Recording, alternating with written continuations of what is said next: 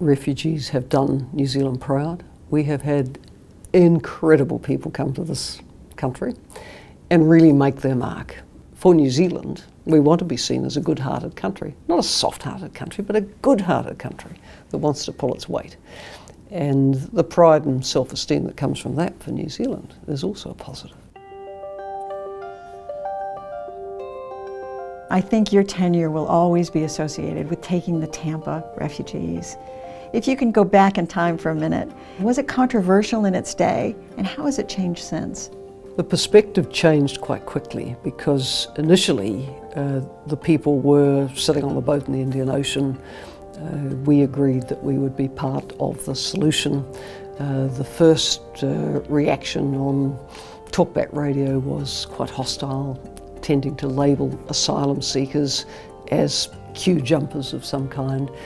But the feeling pretty quickly turned around as the stories of the people started to come through. From those families, we have so many stories of people who've done so well and contributed to New Zealand. So I think the decision certainly stood the test of time. Today in Queen Street, I go into a retail outlet to make a purchase. And the young woman who serves me says, "Oh, I'm so happy to meet you. You helped my family come to New Zealand." And I said, "Where is your family from?" She said, "Afghanistan." I said, "Things are still tough there." She said, "They're very tough.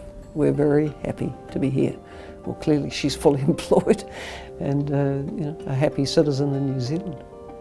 Have you seen the narrative around refugees change? The big change since I was Prime Minister is the scale of the refugee challenge. The High Commission for Refugees is now very, very stretched. It is having trouble finding homes for people. Some people, of course, will stay relatively close to their home country in the hope that things will settle and they can go back. But there are clearly others who need resettlement for protection reasons, if for nothing else. Is this about politics or something more? No, I think this is a humanitarian issue. People who are assessed as refugees under the International Convention have to meet a high test that they are fleeing from impossible circumstances. And that's why provision is then made for resettlement so that people can have a better life. What sort of country do we want to be known as? Are we a welcoming country? Are we pulling our weight globally?